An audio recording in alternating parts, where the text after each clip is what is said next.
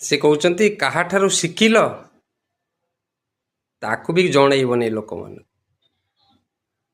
ମାନେ କାହାଠାରୁ ଶିଖିଲ, କୌଣସି ବିଦ୍ୟା ଯଦି କାହାଠାରୁ ଶିଖିଲ ତାକୁ ଲୋକମାନଙ୍କୁ ଜଣେଇବନି। ସବୁ ଗୋପନ ରଖିବ, ଗୁପ୍ତ ରଖିବ, ସବୁ ଗୋପନ ରଖିବ, ପୁରା ସ୍ୱାର୍ଥପର ହେଇଯିବ।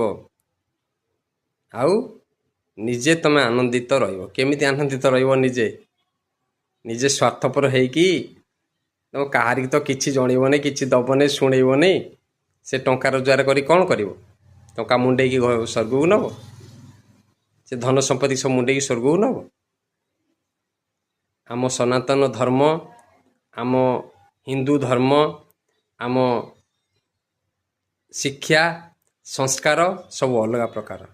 ସେଥିପାଇଁ ଆମ ସଂସ୍କାର, ଆମ ଧର୍ମ, ଆମ ଶିକ୍ଷା ନେଇକି ଆମକୁ ଭିଡ଼ିଓକୁ ସବୁ ଶୁଣିବାକୁ ପଡ଼ିବ। ଯେକୌଣସି ଭିଡ଼ିଓରେ ମାନେ ହତାଶିଆ ଭଳିଆ ସମସ୍ତେ ଦେଖିବା ଠିକ୍ ନୁହେଁ। ଟଙ୍କା ରୋଜଗାର କରିବାର ଉପାୟ, ଟଙ୍କା କ'ଣ ହେବ? ଟଙ୍କା ସବୁ ମୁଣ୍ଡେଇକି ସ୍ୱର୍ଗକୁ ନେବ?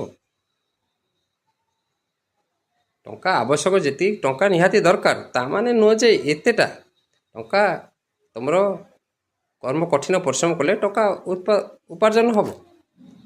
କୌଶଳ ଦ୍ୱାରା ବି ଟଙ୍କା ବହୁତ ଲୋକ ବହୁତ ଉପାୟରେ ତୁମର ମାନେ ହେଲେ ଉପାର୍ଜନ ହେଲେ ହେଇଯିବ। ସେନେକି ଯେଉଁଠି ଗୋଟିଏ ସାରୁ ନଡ଼ା ଖାଇକି ଜୀବନ ଅତିବାହିତ କରିହେବ, ସେଥିପାଇଁ ଏତେ ବିଳାସ ବ୍ୟସନ କ'ଣ ପାଇଁ?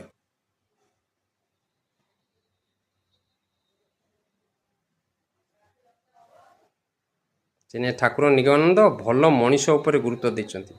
ତମେ ପ୍ରଥମେ ଭଲ ମଣିଷ ହୁଅ।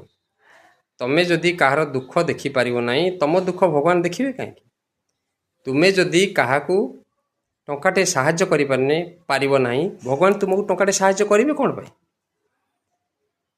ସଫଳତା, ତୁମେ ଯଦି କାହାରି ସଫଳତା ସହ୍ୟ କରିପାରିବ ନାହିଁ, ତୁମ ସଫଳତା ଭଗବାନ ସହ୍ୟ କରିବ କେମିତି? ତୁମକୁ ସଫଳ କରିବ କିଏ? ସେଥିପାଇଁ ଯେଉଁ କ୍ଷେତ୍ରରେ ଯାଅ ନା କାହିଁକି, ସମସ୍ତଙ୍କୁ ନେଇକି ଯିବା ହିଁ ଭଲ।